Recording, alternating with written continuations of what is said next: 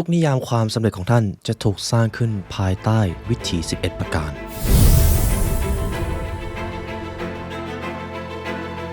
และหากท่านสามารถเรียนรู้และสร้างกฎทั้ง11ข้อนี้ให้เกิดขึ้นกับท่านได้ชีวิตของท่านจะไม่มีข้อจำกัดอะไรเลย The Golden Path กฎทองคำศาสตร์แห่งความสำเร็จวิถี11ประการที่จะทำให้ท่านบรรลุทุกเป้าหมายในชีวิตตั้งแต่ระดับจิตวิญญาณระดับสภาวะไปจนถึงกายภาพของท่านเองเพราะนิยามความสำเร็จของท่านไม่ว่าจะเป็นเรื่องอะไรในชีวิตท่านสามารถเข้าถึงได้ภายใต้กฎ11ประการเหล่านี้ทุกท่านสามารถเรียนรู้ The Golden Path ได้แล้ววันนี้ที่ www.thelibrarylearn.com เพราะการเรียนรู้จะทำให้คุณเป็นอิสระ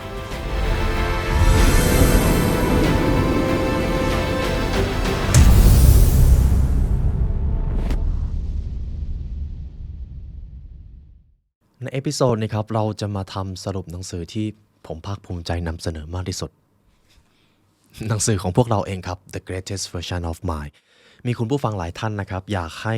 ทาง The Library ได้ทำสรุปหนังสือเล่มนี้ก่อนอื่นเลยครับหนังสือเล่มนี้คือตำราการพัฒนาตัวเองที่ใช้ได้ตลอดชีวิตและหลายท่านก็ได้มีไว้ครอบครองแล้วต้องบอกก่อนเลยว่าหนังสือเล่มนี้จะไม่มีทางเกิดขึ้นเลยครับหากขาดผู้ร่วมงานที่เก่งและภาคเพียรอยากจะส่งต่อความรู้นี้ผ่านตำราและก็ส่งต่อให้กับทุกท่านดังนั้นครับขอคุณผู้ฟังปรบมือให้กับผู้ร่วมงานของผมทุกท่านนะครับเป็นเกียรติมากเลยที่หนังสือเล่มนี้ได้ออกสู่ท้องตลาดก่อนอื่นเลยครับเพื่อไม่เป็นการเสียเวลาเรามาเข้าเนื้อหาหนังสือเล่มนี้กันหนังสือเล่มนี้จะเป็นคู่มือที่ทำให้ท่านค้นพบวิถีความสำเร็จไปทั้งชีวิตผมจะสรุปในรูปแบบที่ว่าผมไม่ใช่ตัวผู้เขียนนะครับคือจริงๆผมเองเนี่ยแหละครับเป็นคนที่ร่างเนื้อหามาแต่ผมจะใช้มุมมองที่ว่าคนเขียนผู้เขียนหนังสือเล่มนี้คืออีกคนหนึ่งที่ไม่ใช่คนที่กำลังพูดอยู่และเรามาดูกันว่าเราจะถอดบทเรียนนี้ได้อย่างไรสิ่งที่ผู้เขียนกำลังจะถ่ายทอดให้กับทุกท่านคืออะไรหากคุณผู้ฟังพร้อมที่จะเริ่มต้นพัฒนาตัวเองแล้วเรามาดูกันครับก่อนอื่นเลยผมมีชุดคำถามครับเพื่อที่จะให้ท่านค้นพบสิ่งที่อยู่ลึกที่สุดจิตใต้สำนึกผมจะเปิดด้วยคำถามนี้ครับคุณผู้ฟังครับหากผมให้ทุกท่านจินตนาการตัวตนของท่านที่เป็นคนที่ประสบความสำเร็จสูงที่สุดคนคนนั้นจะต้องเป็นแบบไหนครับและต่อจากนี้ผมขออนุญาตให้คุณผู้ฟังเข้าสู่ภวังค์กับจิตใต้สำนึกของตัวเองทุกท่านอนุญาตไหมครับขอบคุณมากครับดังนั้นผมขอให้คุณผู้ฟังที่สามารถทำตามกระบวนการนี้ได้นะครับหลับตาครับต่อจากนี้ผมจะให้ทุกท่านจินตนาการถึงตัวตนของท่านอีกคนหนึ่งที่ประสบความสำเร็จสูงสุดอาจจะเป็นตัวตนที่กำลังเกิดขึ้นในไม่นานนี้5 ปีต่อจากนี้หรือ10 ปีต่อจากนี้ผมให้ท่านจินตนาการถึงเขาครับคนคนนั้นเขามายืนอยู่ตรงหน้าท่านขอให้ภาพที่ท่านเห็นชัดเจนมากขึ้นเรื่อยๆในระดับ1 2 3 4ไปจนถึงระดับ10จงได้ยินในสิ่งที่ท่านกำลังได้ยินเสียงบรรยากาศรอบๆตัวตอนนั้นเสียงที่ท่านกำลังได้ยินท่ามกลางภาพที่เห็นตัวตนที่ประสบความสำเร็จสูงสุดมายืนอยู่ตรงหน้าท่านเสียงนั้นขยายชัดเจนขึ้นเรื่อยๆท่านรับรู้ได้ถึงความรู้สึกที่เห็นตัวตนที่ประสบความสำเร็จสูงสุดของตัวเองใช่ครับเยี่ยมครับจงรับรู้ความรู้สึกนั้นมาตั้งแต่เท้าต้นขาท้องมาจนถึงใบหน้าของท่านและท่านก็ได้เริ่มพูดคุยกับคนที่อยู่ตรงหน้าท่านถามไปเลยว่าคุณมีนิสัยใจคอแบบไหนคุณจะต้องมีตัวตนอย่างไรถึงประสบความสำเร็จได้แบบนี้และคนคนนั้นก็ตอบกลับท่านมาว่าลืมตาได้ครับทุกท่านคนคนนั้นที่ท่านเห็นตอบท่านกลับมาว่าอย่างไรครับ คุณผู้ฟังได้คำตอบนั้นนะครับว่าตัวตนที่ประสบความสำเร็จสูงสุดของท่านเป็นอย่างไรถ้าเป็นไปได้ครับผมอยากให้ทุกท่านลองคอมเมนต์ตอบหน่อยเพื่อที่ว่าคำตอบนั้นอาจจะเป็นแรงบันดาลใจให้กับคนที่ได้มีโอกาสเข้ามาอ่านคอมเมนต์และผมเชื่อเป็นอย่างยิ่งครับหากท่านสร้างแรงบันดาลใจให้กับคนอื่นได้ท่านคือผู้นำคนหนึ่งท่านทำได้ตั้งแต่วินาทีนี้เลยครับนี่คือจุดเปิดเรื่องเห็นไหมครับแค่เปิดเรื่องก็เข้มข้นแล้วผู้เขียนคนนี้เขาเก่งมากเลยถูกต้องไหมครับมีชมตัวเองด้วยทีนี้อันนี้จะเป็นคำถามสั้นๆแล้วกันครับแล้วถ้าหากคุณผู้ฟังต้องการประสบความสำเร็จแน่นอนครับเราอยากประสบความสำเร็จเราอยากมีความสุขนิยามความสำเร็จของคุณผู้ฟังมันเป็นอย่างไรครับหรือมันจะต้องมีอะไรเกิดขึ้นคุณถึงจะกล้าบอกว่านี่แหละประสบความสำเร็จแล้วลองขุดกับจิตใต้สำนึกตัวเองดูครับแล้วท่านจะเห็นคำตอบมองหาแล้วจะมองเห็นหนังสือเล่มนี้ก็ได้เขียนครับคือผู้เขียนท่านนี้เขาเวลาเขาไปเจอคนเขาก็มักจะส่งต่อคำถามเหล่านี้กับคนรอบข้างครับเพราะสุดท้ายแล้วคนที่รู้ความจริงสูงสุดคนที่รู้ศักยภาพสูงสุดในการมีชีวิตไม่ใช่ใครอื่นเลยครับไม่ใช่ครูไม่ใช่อาจารย์ไม่ใช่ศาสดาองค์ใดในโลกแต่เป็นตัวท่านเองผู้ที่เป็นเจ้าของชีวิตนี่คือความจริงที่ท่านจะได้พบต่อจากนี้ครับหนังสือเล่มนี้ครับหากคุณผู้ฟังมีโอกาสได้ดูสารบัญจะถูกแบ่งออกมาเป็น9ส่วนทั้ง9ส่วนนี้ครับหากท่านทำนุบำรุงให้ดีท่านก็จะมีทั้งความสุขความสำเร็จอย่างยั่งยืนมาดูส่วนแรกกันครับส่วนที่1 self soul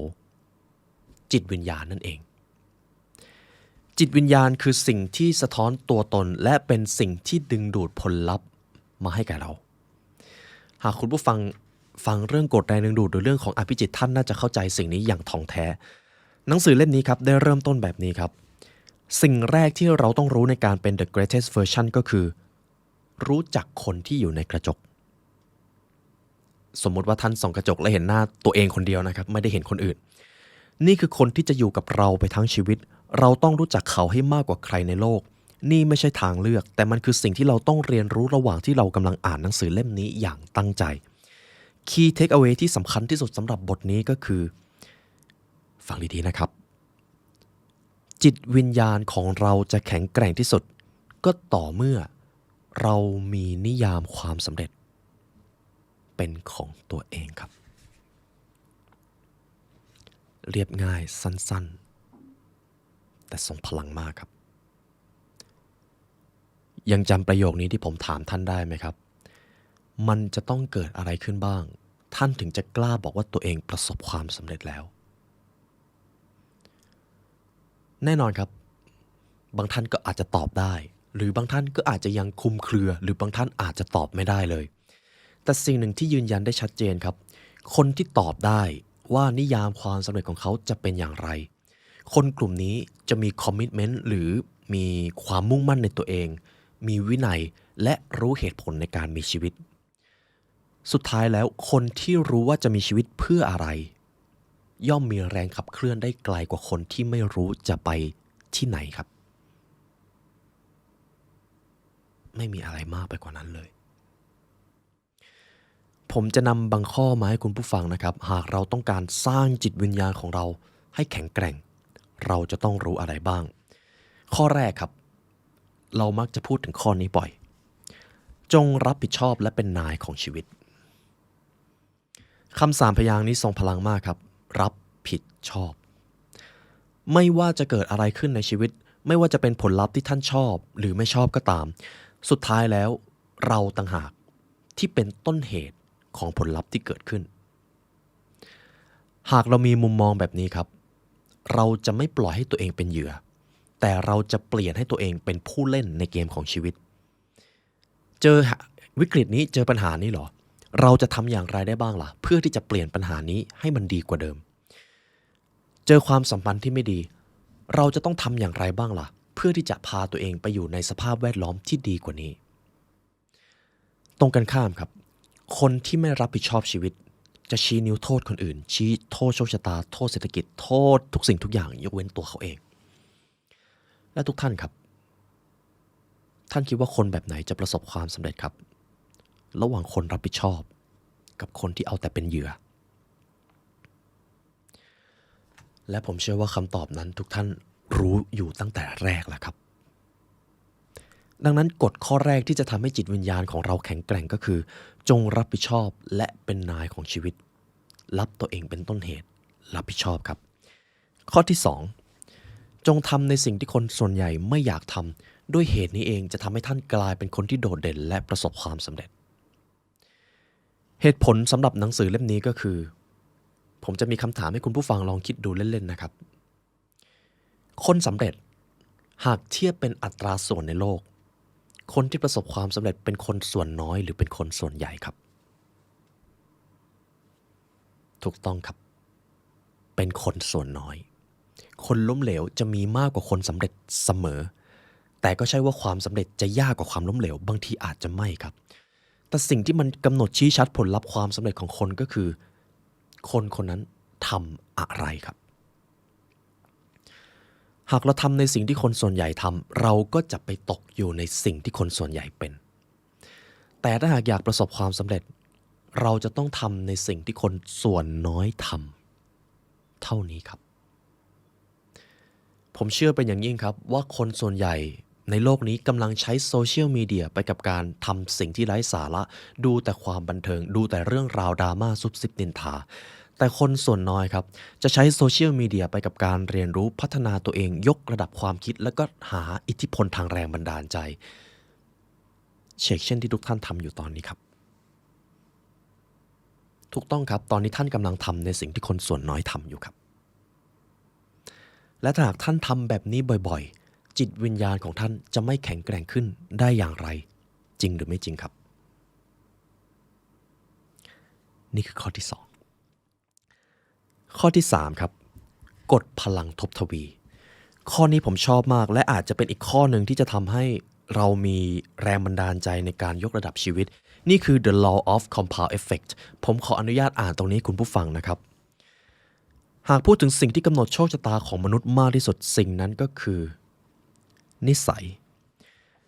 จิตวิญญาณที่แข็งแกร่งไม่ได้ถูกสร้างมาด้วยพรสวรรค์แต่ถูกสร้างมาจากการฝึกฝนวันแล้ววันเล่าการผิดพลาดครั้งแล้วครั้งเล่าจนเริ่มเกิดเป็นความสำเร็จเล็กๆเมื่อกิจวัตรที่มีความหมายถูกลงมือทำอย่างสม่ำเสมอเมื่อนั้นการเปลี่ยนแปลงที่ยิ่งใหญ่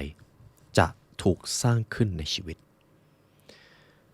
นิสัยของคนสำเร็จย่อมนำมาซึ่งความสำเร็จถูกต้องไหมครับนิสัยของความล้มเหลวก็นำมาซึ่งผลลัพธ์แห่งความล้มเหลวนี่คือความจริงที่กำหนดชีวิตของเราอยู่ครับคุณผู้ฟังครับวินาทีนี้ท่านกำลังสร้างนิสัยอะไรให้กับตัวเองอยู่ครับอย่างน้อยตอนนี้ท่านก็กำลังเรียนรู้อยู่และใน1 วันคุณผู้ฟังคิดว่านิสัยส่วนใหญ่ทำให้ท่านเข้าใกล้ความสำเร็จมากขึ้นหรือตรงข้ามครับเช็คลิสต์ได้ง่ายๆแบบนี้ครับตื่นเช้ามาสิ่งแรกที่ท่านทำคืออะไรเมื่อถึงชั่วโมงแรกของการทำงานงานแรกที่ท่านทำเป็นงานสำคัญหรือเป็นงานที่ไร้สาระเมื่อท่านกลับมาถึงบ้านจากการทำงานกิจวัตรแรกที่ท่านทำท่านพัฒนาตัวเองหรือนอนเอกเขนกบนโซฟาไม่ได้ทำอะไรเลยไม่ว่าคำตอบจะเป็นอย่างไรครับแต่สิ่งที่ดูง่ายๆนิสัยที่ดีคือนิสัยที่ทำให้เราได้ทำเรื่องที่สำคัญและทำให้เราก้าวหน้าส่วนนิสัยที่อาจจะใช้คำว่าไม่ดีแล้วกันนะครับก็คือนิสัยที่ทำให้เราไม่ได้พัฒนาอะไรเลยใน1 วันท่านใช้พลังของนิสัยแบบไหนมากกว่ากันครับนี่คือพลังทบทวีสุดท้ายแล้วจิตวิญญาณของเราจะแข็งแกร่งได้ก็ขึ้นอยู่กับว่าเราทำอะไรและสิ่งที่เราทำนั้นเกิดขึ้นบ่อยขนาดไหนนี่คือเฟสที่1ครับเฟสที่2 self mind กรอบความคิดในเฟสแรกเราพูดถึงจิตวิญญาณครับทีนี้เรามาพูดถึงความคิดบ้างความแตกต่างระหว่างจิตวิญญาณกับความคิดคืออะไรจิตวิญญาณครับคือส่วนที่อยู่ลึกที่สุดตื้นขึ้นมาหน่อยก็คือความคิดจิตวิญญาณคือสิ่งที่เราจับต้องได้ยากอย่างมากก็รู้สึกได้แต่ความคิดครับ มันยังเชื่อมโยงกับอารมณ์เรารับรู้ถึงอารมณ์ได้ง่ายกว่าจิตวิญญาณดังนั้นความคิดกับจิตวิญญาณจึงแบ่งแยกออกมาซึ่งกันและกันแต่ถ้าหากให้อธิบายถึงบริบทที่มันลึกกว่านี้ในเรื่องของอภิจิตนะครับจิตวิญญาณมีหน้าที่รับพลังงานส่วนความคิดกับอารมณ์ซึ่งอยู่ส่วนเดียวกันมีหน้าที่คอยส่งพลังงานมาให้จิตวิญญาณหากจิตวิญญาณได้รับพลังงานที่ดีจิตวิญญาณก็จะดึงดูดสิ่งที่ดีเข้ามาในชีวิตของพวกเราเท่านี้พอครับมันจะเริ่มดีเรามาพูดถึงเรื่องของกรอบความคิดกันคุณผู้ฟังครับตัวตนที่ยอดเยี่ยมที่สุดที่ท่านนึกได้คนคนนั้นเขาจะต้องมีกรอบความคิดแบบไหนครับเขาจะต้องมีความคิดต่อเพื่อนมนุษย์อย่างไรมีความคิดต่อการทำงานแบบไหนและมีความคิดต่อตัวเองอย่างไรครับหากท่านตอบได้แสดงว่าท่านเป็นอีกคนหนึ่งที่อยู่เหนือค่าเฉลี่ย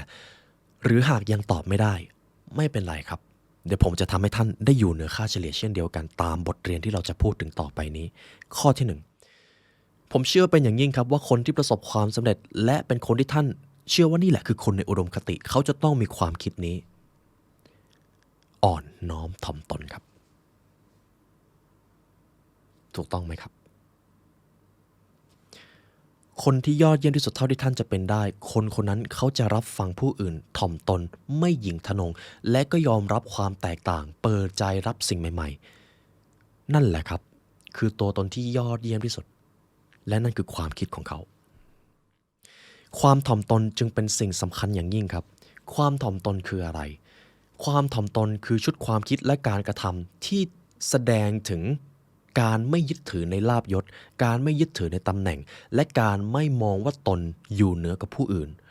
มันคือกรอบความคิดหรือมุมมองที่ว่าเราทุกคนเท่าเทียมกันและเราสามารถแบ่งปันซึ่งกันและกันได้นี่คือกรอบความคิดของผู้ที่ถ่อมตนอย่างแท้จริงครับทุกท่านเคยได้ยินประโยคนี้ไหมครับยิ่งรวงข้าวอยู่สูงมากเท่าไหร่มันจะต้องยิ่งโน้มลงต่ำเท่านั้นหากมันไม่โน้มลงมาวันหนึ่งเมื่อเจอลมแรงเมื่อเจอพายุมันก็จะถูกโค่นล้มแต่ถ้าหากมันโน้มตัวลงมาอยู่กับต้นหญ้าต้นอื่นๆเป็นเมื่อเกิดลมแรงมันก็จะไม่หักเพราะต้นหญ้าสามารถช่วยประคองรวงข้าวนั้นได้หากมีวัชพืชมารวงข้าวนั้นก็จะไม่ค่อยถูกเล็งเพราะมันโน้มตัวลงมาต่ำเท่ากับต้นหญ้าต้นอื่นๆนี่คืออุปมาอุปไมยและเชื่อเป็นอย่างยิ่งครับว่าคุณผู้ฟังเห็นความสำคัญของการถ่อมตนนี่คือชุดความคิดที่หนึ่งชุดความคิดที่สองจงเป็นนักอ่านและนักเรียนรู้ถูกต้องครับเหมือนที่ทุกท่านกำลังทำอยู่สุดท้ายแล้วการที่คนคนหนึ่งจะเปลี่ยนแปลงและค้นพบอิสรภาพของตัวเองได้มันไม่ได้ขึ้นอยู่กับวาสนาเลยครับไม่ได้ขึ้นอยู่กับเงินทองไม่ได้ขึ้นอยู่กับสถานะแต่ขึ้นอยู่กับความรู้ที่เขามีด้วยความรู้จะทำให้คนกล้าคิดกล้าทำกล้าฝันและกล้าจินตนาการนี่คือสิ่งที่ยืนยันความมั่นคงของชีวิตได้ดีที่สุดครับจงเป็นนักอ่านและนักเรียนรู้ข้อที่3ละทิ้งกรอบความเชื่อเดิมๆข้อนี้จะมีความย้อนแย้งกับข้อที่2ครับพอเราเรียนรู้มากขึ้นอ่านมากขึ้นเราก็จะมีชุดความรู้เราจะมีชุดความเชื่อใหม่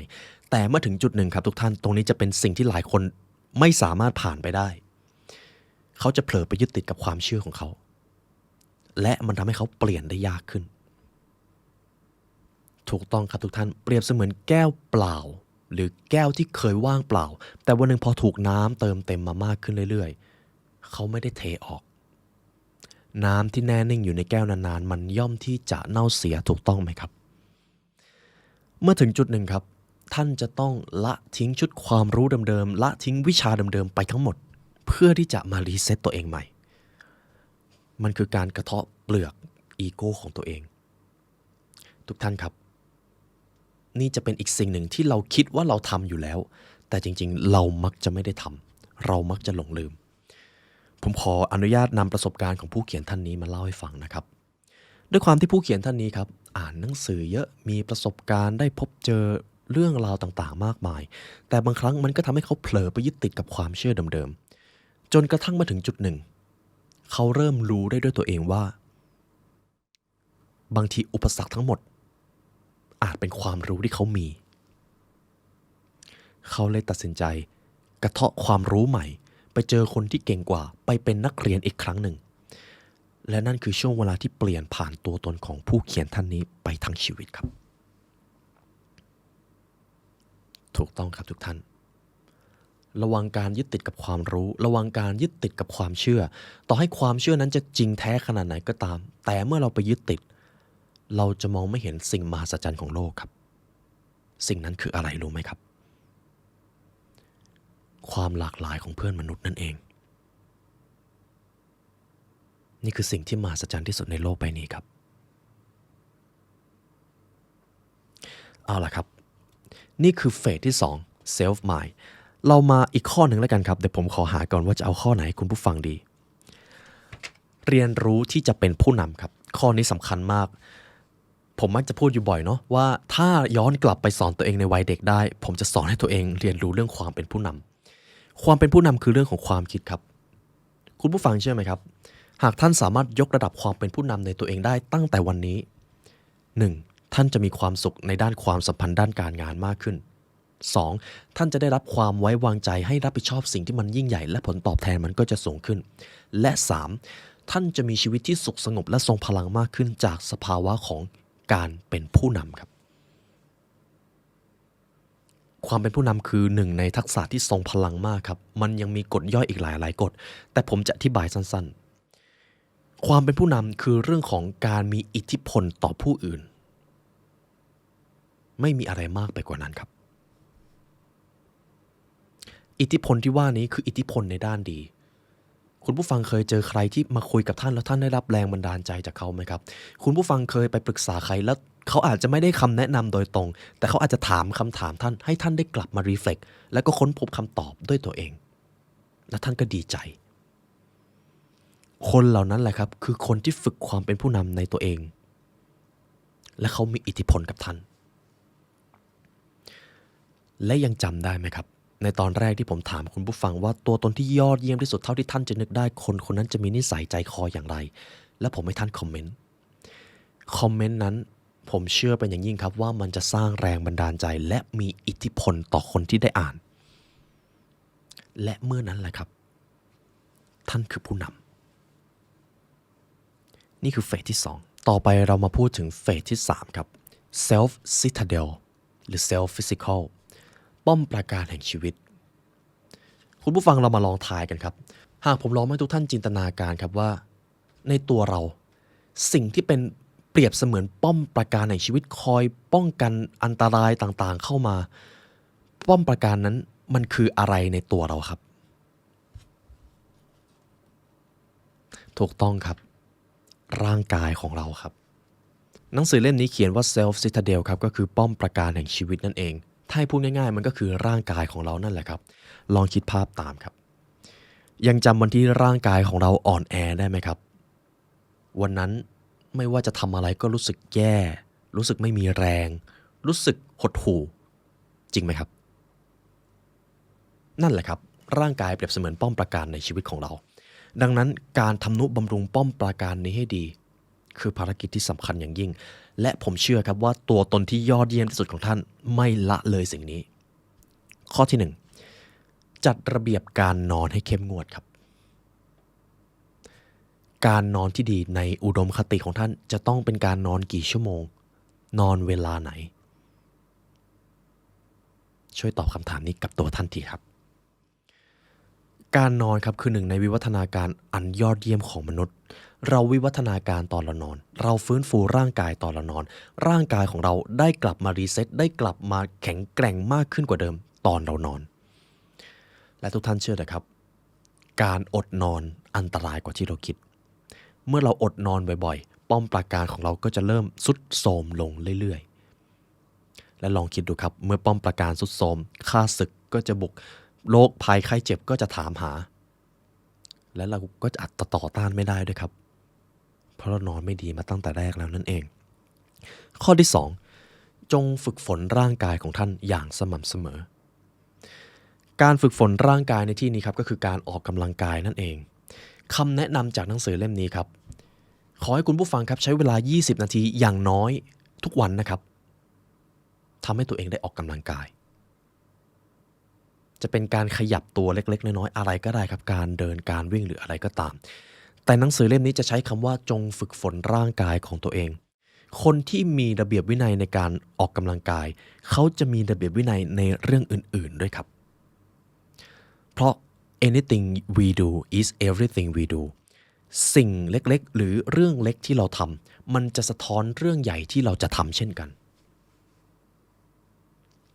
คนที่ออกกำลังกายคือคนที่รักษาวินัยในชีวิตเป็นครับและคนเหล่านี้เนี่ยแหละครับจะกลายเป็นคนที่สามารถสร้างแรงบันดาลใจให้กับผู้อื่นได้ในภายหลังเพียงแค่การออกกำลังกายนะครับข้อที่3จงดูแลเชื้อเพลิงแห่งชีวิต You are what you eat ครับอาหารที่เรากินความจริงก็คือเราทุกคนดูออกครับว่าอาหารแบบไหนดีต่อสุขภาพและอาหารแบบไหนไม่ดีต่อสุขภาพผมเชื่อเป็นอย่างยิ่งว่าเราทุกคนพอที่จะดูออกอยู่ที่ว่าตอนที่เราเลือกเรามีสติหรือเปล่าเท่านั้นเลยครับแต่ความจริงแล้วก็คือสมมุติครับอาหารเปรียบเสมือนเชื้อเพลิงที่เราจะต้องใช้ในการขับเคลื่อนยานพาหนะที่เรียกว่าร่างกายของเราคุณผู้ฟังอยากให้เชื้อเพลิงนั้นเป็นเชื้อเพลิงที่ดีหรือเป็นเชื้อเพลิงชั้นเลวครับแน่นอนครับว่าจะต้องเป็นเชื้อเพลิงที่ดีถูกต้องไหมครับคำถามก็คือเมื่อเช้าเมื่อกลางวันเมื่อเย็นที่ผ่านมาท่านรับเชื้อเพลิงอะไรเข้ามาครับลองทบทวนดูครับ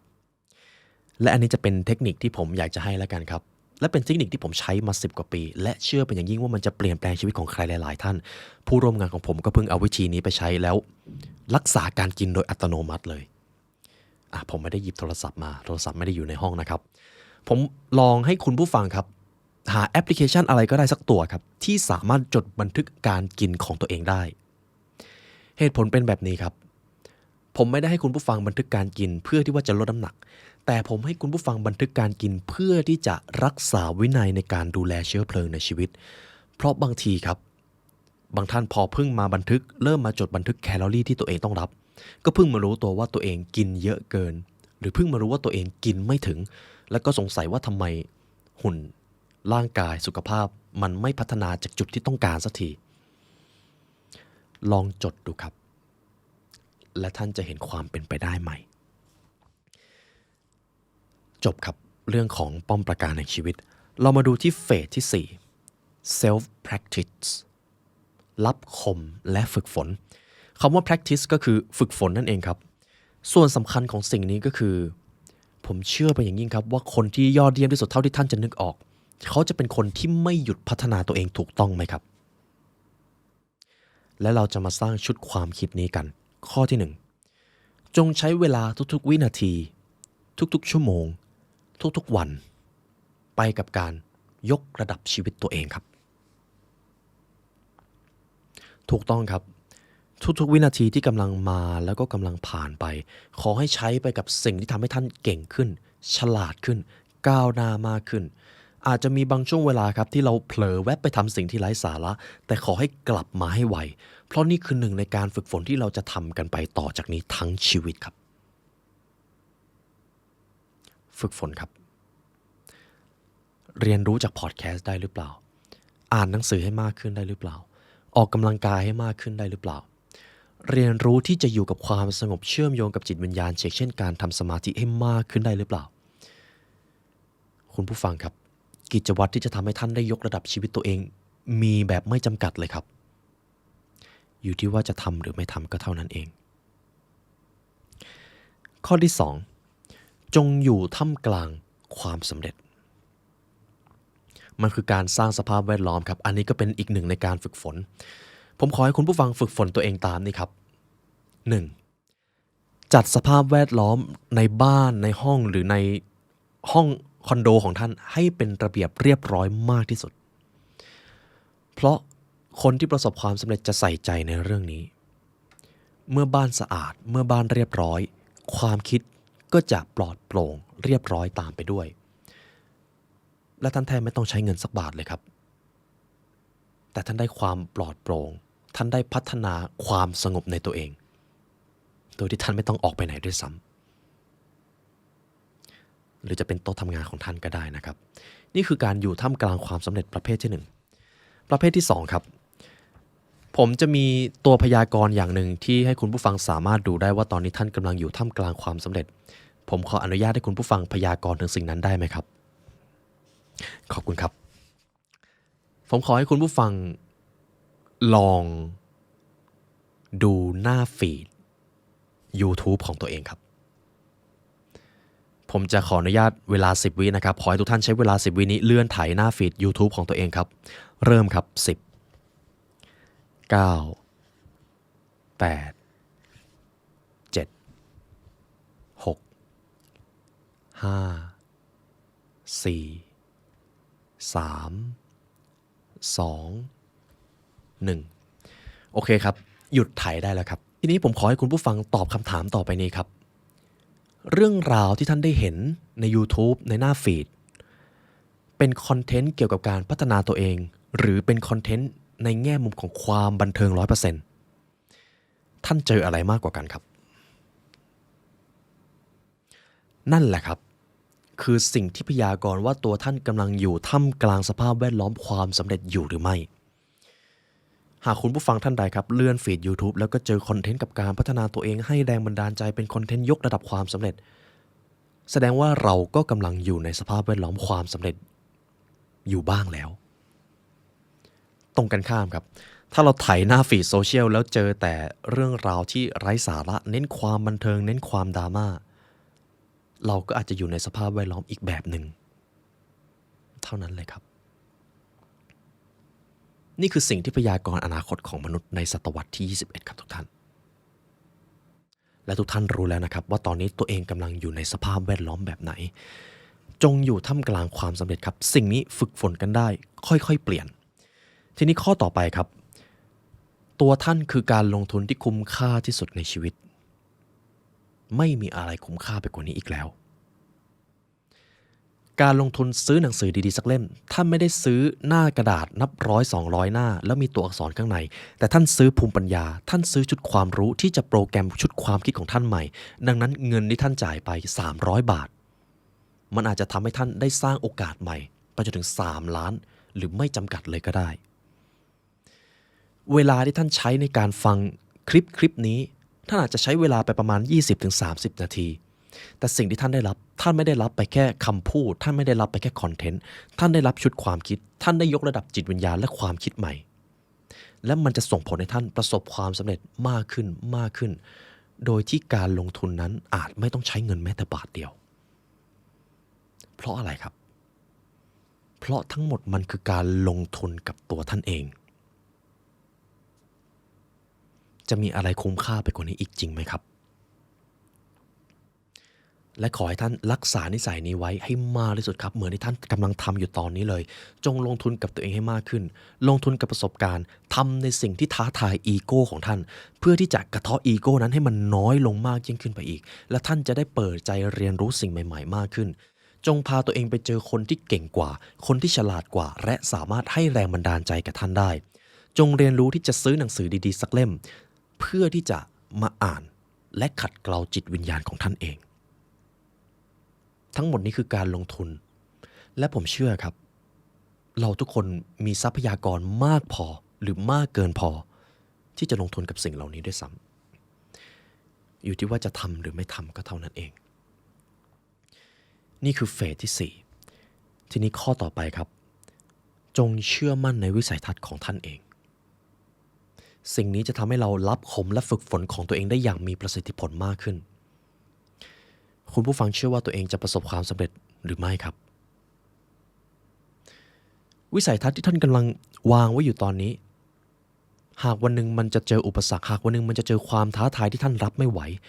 ท่านจะยอมแพ้หรือไม่ครับและผมเชื่อว่าเราจะไม่ยอมแพ้กันเพราะเราเชื่อมั่นในวิสัยทัศน์สุดท้ายครับเรือที่รู้ว่าจะไปเทียบท่าที่ไหน แม้ลมมันจะมีแค่น้อยนิดหรือไม่มีเรือนั้นก็จะยังไปในทิศทางที่ถูกต้องแต่ถ้าหากเรือ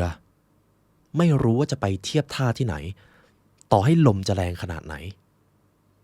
ทุกทิศทางย่อมเป็นการทวนลมแทบทั้งสิ้นจริงไหมครับทุกท่านเอาล่ะครับจบเฟสที่4เรามาดูที่เฟสที่5กันครับ self connection ตัวตนคุณผู้ฟังที่ประสบความสำเร็จสูงสุดเป็น the greatest version เขาจะต้องเก่งคนถูกต้องไหมครับเขาจะต้องสารสัมพันธ์ได้ดีเขาจะต้องมีความเป็นผู้นำและเขาจะต้องสามารถสื่อสารบางอย่างเพื่อพิชิตใจคนได้จริงหรือไม่ครับคำถามก็คือและเราจะทำให้ตัวเองตอนนี้กลายเป็นคนที่เก่งคนได้อย่างไรข้อที่1พูดให้น้อยฟังให้มากครับคนที่เก่งคนคือคนที่ฟังเก่งคือคนที่สังเกตผู้อื่นเป็นและเขาจะพูดกระชับชัดเจนหรืออาจจะไม่พูดอะไรเลยทุกท่านเชื่อไหมครับว่าการฟังยากกว่าการพูดการฟังจริงๆยากมากครับไม่เชื่อลองทำตามนี้ดูครับผมขอให้คุณผู้ฟังได้ยินเสียงที่ผมกำลังพูดอยู่ตอนนี้และทีนี้ครับผมขอให้คุณผู้ฟังลองฟังดูหน่อยว่าน้ำเสียงที่ท่านกำลังได้ยินอยู่คนที่ใช้น้ำเสียงนี้กำลังรู้สึกอย่างไรครับและทุกท่านครับผมขอให้คุณผู้ฟังดูหน่อยครับว่าบุคลิกภาพที่ผมกำลังใช้อยู่ตอนนี้กำลังสื่อสารไปในทิศทางไหนทรงพลังอ่อนน้อมบุคลิกภาพที่ท่านกำลังเห็นอยู่ตอนนี้กำลังชี้นำให้ท่านรู้สึกอย่างไรครับและสิ่งที่ผมได้พูดไปก่อนหน้านี้ทุกท่านพอจะทวนได้ไหมครับว่าผมให้ทุกท่านทำอะไรไปบ้างถ้าคุณผู้ฟังฟังจริงๆท่านจะตอบได้แต่ถ้าเราแค่ได้ยินเราจะตอบไม่ค่อยได้ครับว่าผมพูดแล้วรู้สึกอย่างไรบุคลิกภาพเป็นแบบไหนนั่นแหละครับคือสิ่งที่แยกแยะระหว่างการฟังและการได้ยินจึงมีแค่คนส่วนน้อยเท่านั้นครับที่จะฟังเป็นจริงๆและคนที่เก่งคนคือคนที่ฟังเก่งข้อต่อไปครับผู้นำที่ยอดเยี่ยมจะดึงศักยภาพของคนรอบตัว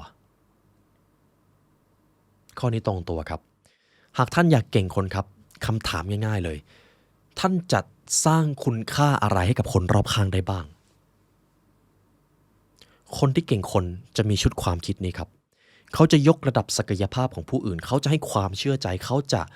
ทำให้คนคนนั้นเห็นศักยภาพในตัวเองให้ได้นี่คือหนึ่งในนิสัยสำคัญของผู้นำครับและคนที่เก่งคนจะยึดมั่นในสิ่งนี้คุณผู้ฟังครับเคยได้ยินเรื่องของผู้นำ5ระดับไหมครับผู้นำระดับที่สูงที่สุดสิ่งที่ชี้วัดระดับนั้นได้คือเขาจะต้องสร้างผู้นำขึ้นมาอีกคนได้และนั่นแหละครับคือผู้นำที่เก่งคนอย่างแท้จริงนี่คือ self connection ครับศิลปะแห่งการพิชิตกลส่วนข้อสุดท้ายครับจงสร้างชัยชนะส่วนตนก่อนชัยชนะส่วนผู้คนชัยชนะส่วนตนครับชื่อภาษาอังกฤษก็คือ private win ชัยชนะส่วนผู้คนก็คือ public win หากเราต้องการจะพิชิตใจคนหากเราต้องการนำคนให้ประสบความสำเร็จคนแรกที่เราจะต้องนำให้ได้ก่อนคือใครครับตัวเราถูกต้องไหมครับและการที่เราจะนำตัวเองได้เฟสทั้งหมดที่ผมได้พูดมาก่อนหน้าก็คือหนึ่งในกระบวนการที่จะทำให้ท่านสามารถยกระดับและนำตัวเองเมื่อเรานำตัวเองได้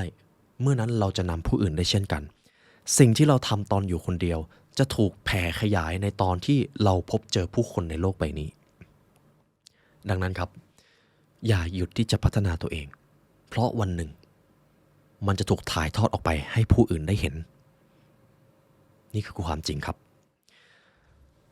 ต่อไปเฟสสุดท้ายครับผมจะขอนำมาแค่6เฟสเท่านั้นเพราะเฟสหลังๆผมเชื่อเป็นอย่างยิ่งถ้าคุณผู้ฟังได้อ่านด้วยตัวเองท่านจะซึมซับได้ลึกซึ้งยิ่งกว่าเดิมเฟสสุดท้ายครับ self happiness ค้นพบความสุขคนที่ยอดเยี่ยมที่สุด the greatest version of you ครับคนที่ยอดเยี่ยมที่สุดในอุดมคติของท่านจะต้องเป็นคนที่มีความสุขถูกต้องไหมครับแน่นอน 100% ทำอย่างไรเราถึงจะมีชุดความคิดหรือทำให้ตัวเราในปัจจุบันนี้เข้าถึงความสุขจริงๆข้อที่หนึ่งความสุขของมนุษย์เกิดขึ้นจากความสัมพันธ์ครับความทุกข์ก็เช่นเดียวกันในวันสุดท้ายของชีวิตเราจะจำไม่ได้ครับว่าเรามีทรัพย์สินเรามีบารมีเรามีอำนาจมากเท่าไหร่เราจะจำไม่ได้เลยและเราจะไม่จำด้วยแต่สิ่งที่เราจะจำในวันสุดท้ายก็คือเราได้มีความสัมพันธ์ที่ดีเราได้มีความสัมพันธ์ที่ผิดหวังเราได้มีความสัมพันธ์ที่ได้สร้างแรงบันดาลใจซึ่งกันและกันไว้กับใครไว้บ้าง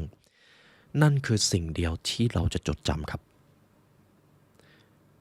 พูดได้ง่ายๆเลยครับความสุขในชีวิตของท่านล้วนเกี่ยวข้องกับใครบางคนเสมอและตอนนี้ความสัมพันธ์ของท่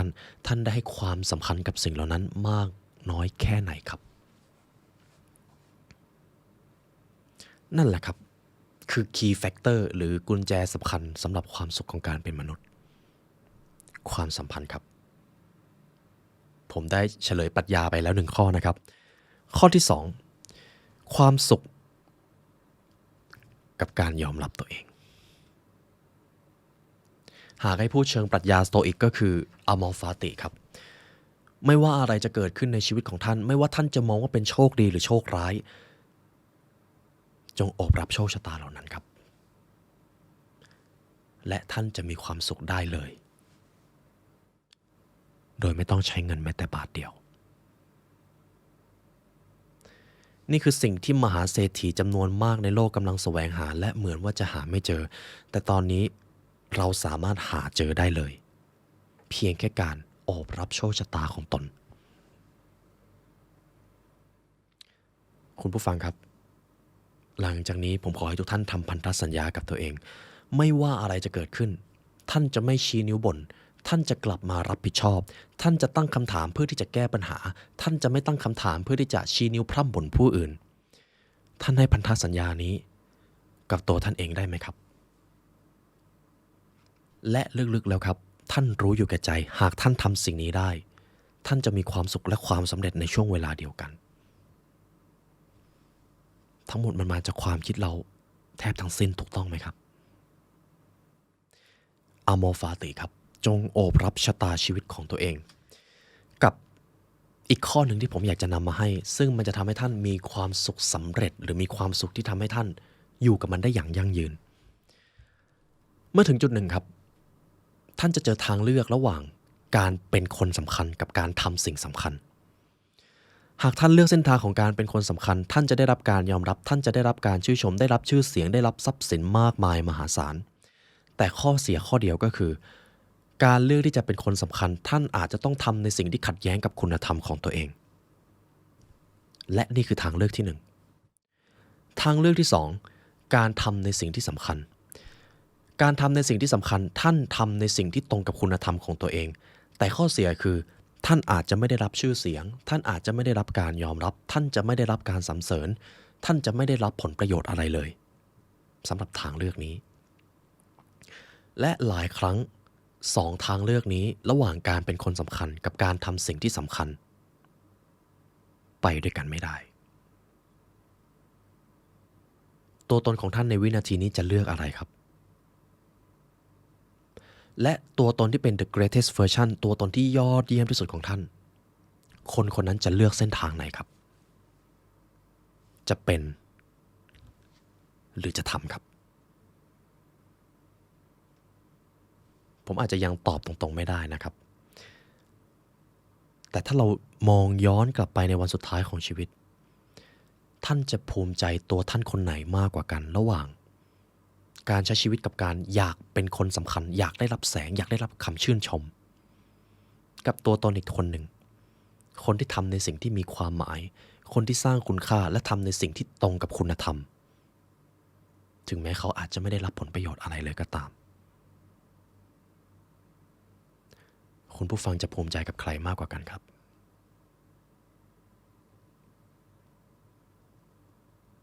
คำตอบนั้น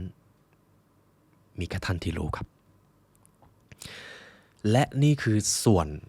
เชื่อว่าจะเป็นประมาณ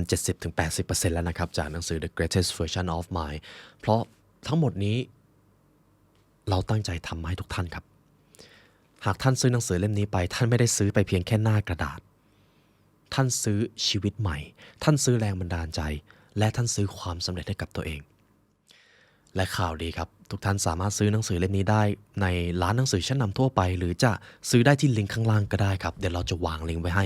หรือถ้าคุณผู้ฟังอยากเรียนรู้ผ่านพรีเมียมคอนเทนต์ของเราครับทั้งตำราความสำเร็จตำรา The Golden Path ตำราจิตวิทยามนุษย์ที่จะทำให้ท่านเก่งคนทั้งหมดนั้นคือเนื้อหาที่เจาะลึกเข้มข้นและบางศาสตร์มันก็มีความดาร์กอยู่ในตัวเราได้ทำไว้ในพรีเมียมคอนเทนต์ครับหากคุณผู้ฟังต้องการเรียนรู้ผ่านพรีเมียมคอนเทนต์ของเราสามารถเรียนรู้ได้ที่ www.thelibrarylearn.com และในเว็บไซต์ครับเราไม่ได้มีแค่พรีเมียมคอนเทนต์ครับเรามี e-book summary ทุกท่านสามารถอ่านสรุปหนังสือหรือจะฟังเป็นพอดแคสต์แทนก็ได้สำหรับท่านใดที่ต้องการเนื้อหาที่ย่อยง่ายเข้าใจง่ายและเอาไปใช้ได้เลยเราได้เตรียม e-book summary ไว้ในแพลตฟอร์มเป็นที่เรียบร้อยแล้วครับและจะเป็นเกียรติอย่างยิ่งหากเราได้เป็นส่วนหนึ่งที่ยกระดับชีวิตของทุกท่านและในวันนี้ได้เวลาอันสมควรแล้วครับทางผู้ร่วมงาน The Library Learn และตัวผมไลออนยุวสิงห์ขอกล่าวอำลาทุกท่านไปก่อนขอให้วันนี้เป็นวันที่ดีของท่านและขอให้ท่านได้พัฒนาตัวเองไปทั้งชีวิตครับสวัสดีครับ